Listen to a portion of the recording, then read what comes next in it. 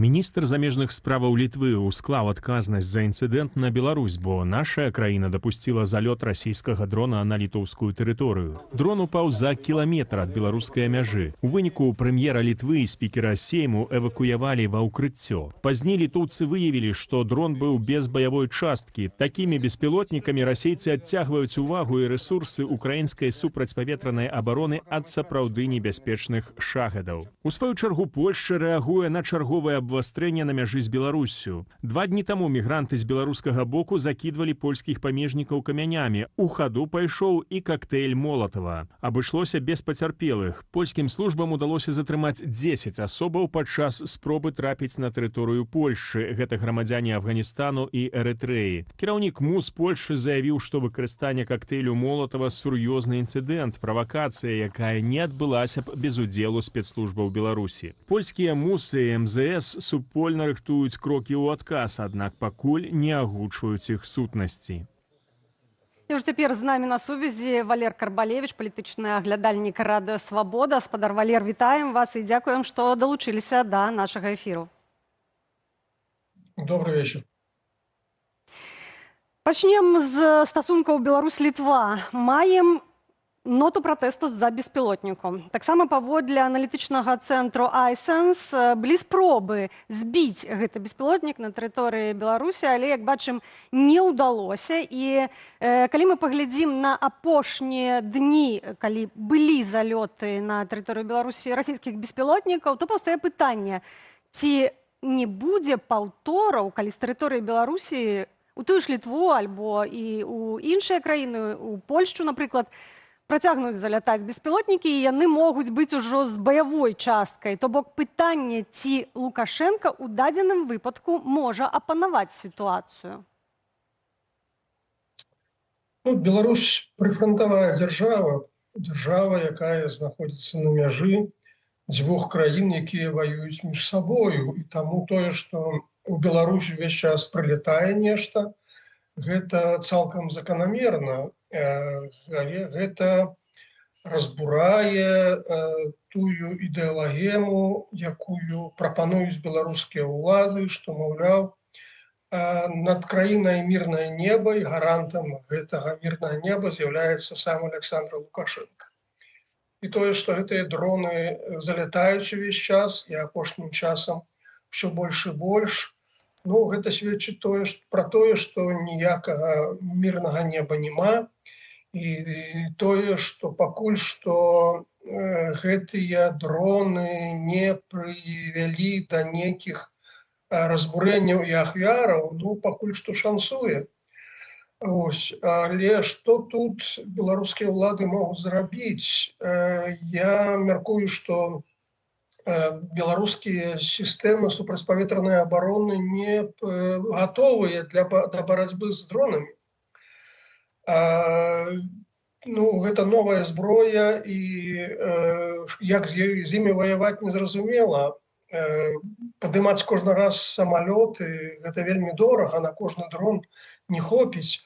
Таму ў пэўным сэнсе тут беларускія ўлады, беларускія вайсковыя ўлады апынуліся не ў самым лепшым стане, і тое, што, бачыце, цяпер нават з Беларусі гэтыя беспілотнікі далятаюць да Літвы, гэта прасведчыць пра тое, што кантроль над паветранай прасторай Беларусі, скажем так, не вельмі шчыльны і ў пэўным сэнсе умоўны. Пакуль мы не маем адказу з беларускага боку афіцыйнага на ноту пратэсту, якую выставіла Літва, але на вашу думку, ці будзе адказ, і які і як далей можа развівацца гэтая сітуацыя? Адказ можа быць фармальны, можа быць проста некай адпіскай.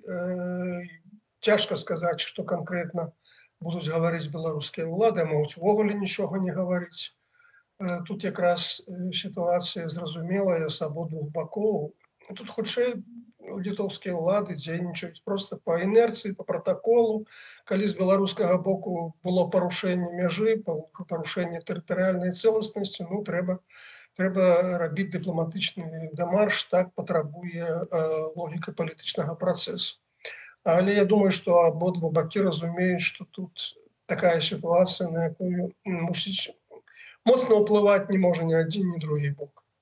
Таксама маем інцыдэнт, які адбыўся на польскай мяжы. Гэта выкарыстанне кактэйлю Молатава. І вось мы бачым, што гэта было на днях так. Сёння памежнікі паведамляюць, што ўжо выкарыстоўваюць бутэлькі з пяском таксама. Томаш Сімоняк, міністр унутраных справаў, кажа, гэта спроба правакацыя, нагнятання сітуацыі і хваля павышанай агрэсіі.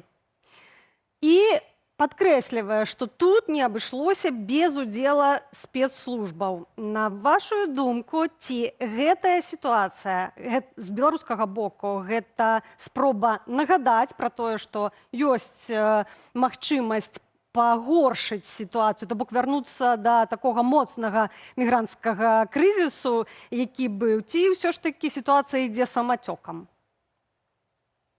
Я думаю, хутчэй самацёкам, хутчэй па інерцыі. Проста сітуацыя не новая, яна цягнецца з 2021 году, але гэтыя атакі мігрантаў ідуць такімі хвалямі. Вось з'явілася тут некая новая партыя мігрантаў, яны прарываюцца. Потым новай партыі няма, як бы некая зацішша, потым зноў яны з'яўляюцца і прарываюцца. Я думаю, што тут проста чарговая хваля.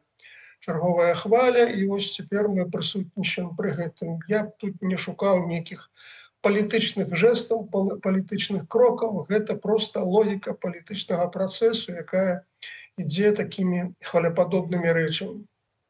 Міністр унутраных справаў Польшчы кажа пра тое, што размаўляў пра гэтую сітуацыю з міністрам замежных справаў Радославам Сікорскім і анансуе адказ, цытата, «будуць зробленыя правільныя крокі». На вашу думку, што гэта за крокі могуць быць, што абмяркоўвалася, і ці маглі абмяркоўваць, напрыклад, поўнае закрыццё мяжы, калі на пераходах, калі на мяжы з Беларусі і з Польшай не будзе працаваць ніводны пераход? Я думаю, што рэакцыя польскага боку будзе падобная на рэакцыю літоўскага боку. Будзе некі дыпламатычны дэмарш, выклікаюць беларускага дыпламата, аб'явяць яму пратэст. Не думаю, што справа дойдзе да закрыцця пераходаў, бо пытанне пераходаў – гэта не толькі пытанне беларуска-польскіх адносін, таму што гэта ўплывае на шмат якія інтарэсы іншых краін, краін Еўрапейскага звязу, краін Усходу, Китая, напрыклад, і так далей, і псаваць адносіны з іншымі краінамі, наўрад ці польскае кіраўніцтва захоча цяпер. Спадар Валер, а агулам, калі не пра закрыццё межаў, ці можа дайсці да нейкіх практычных крокаў, напрыклад, павелічэння колькасці прадстаўнікоў узброеных сілаў на межах з Беларусю, ці нейкія змены ў заканадаўства заходніх краінаў, ці ўсё ж такі ўсё абмяжуецца вось гэтымі палітычнымі выказваннямі і выказваннем заклапочанасці, так бы мовіць?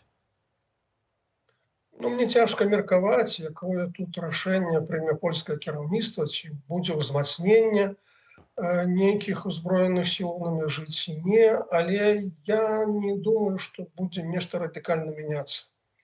Таму што сітуацыя такая стандартная, руцінная, то бок, яна, зразумела, неправільная, не павінна быць такія адносіны паміж суседзямі. Але ўжо так склалася колькі гадоў, што вось гэтая канфліктная сітуацыя, мілітарызацыя мяжы, канфлікты на мяжы, атакі мігрантамі стала як бы новай нармальнасцю. І я не бачу нейкіх перадумоў, якія б гэтую новую нармальнасць неяк памянялі ні з таго, ні з другога боку. Вы кажаце пра новую нармальнасць, тым не менш беларускае міністэрства замежных справаў традыцыйна, у прынцыпе, абвінавачвае Еўразвяз у спробах перакласці адказнасць за міграцыйны крызіс на Беларусь. Гэта адказ быў на заявы з польскага боку. У мяне ў сувязі з гэтым паўстае пытанне. Калі мы ўзгадваем, не так даўно адбылося вызваленне палітвязняў і дыялог, які вядзе афіцыйны Менск з прадстаўнікамі Злучаных Штатаў Амерыкі, то тут паўстае пытанне, ці няма зацікаўленасці Беларусі, каб у такі ж дыялог увайшлі таксама і краіны еўразвязу, і ў першую чаргу Польша як непасрэдны сусед. Ці не чакаць тут змены рыторыкі, то бок альбо непасрэдна рыторыкі, адказаў, якія мы атрымліваем ад беларускага МЗСу, ці нават залагоджванне сітуацыі на мяжы? Пакуль я не бачу ні змены рыторыкі, ні змены палітыкі з боку афіцыйнага Менску. Вось гэты адказ Міністэрства замежных спраў — это такая чыста прапагандысцкі, я б сказаў, адказ. І мы бачым, што Міністэрства замежных спраў Беларусі адносна палітыкі Захаду ўсё больш ператвараецца ў некае міністэрства прапаганды. Вось калі спрабуюць ўсё больш і больш некімі прапагандысцкімі лозунгамі адказваць. А беларускі бок гатоў весці перамовы з еўразвязам, але на сваіх умовах. А на гэтых умовах еўрапейскі звяз не хоча весці перамовы. Таму тут пака мы маем сітуацыю тупіка, і дыялог, які мы нібыта назіраем паміж Менскам і Вашынгтонам, пакуль ніяк не распаўсюджваецца на дыялог паміж Беларусю і краінамі еўрапейскага звязу, у прыватнасці суседнімі краінамі. Спадар Валер, вось у гэтым жа адказе МЗС зазначаецца, што апошнім часам было спынена каля 1000 спробаў з беларускага боку, спробаў нелегальнага мінання мяжы. То бок, фактычна гэтым месаджам беларускі рэжым Лукашэнкі паказвае, што мы можам усё ж такі сітуацыю кантраляваць, але для нас важныя нейкія саступкі з боку краінаў Захаду. То бок гэта фактычна такі непрыкрыты шантаж атрымліваецца. Ну так, зразумела, вся гэта палітыка сціску на суседзі з дапамогай мігрантаў — это палітыка шантажу.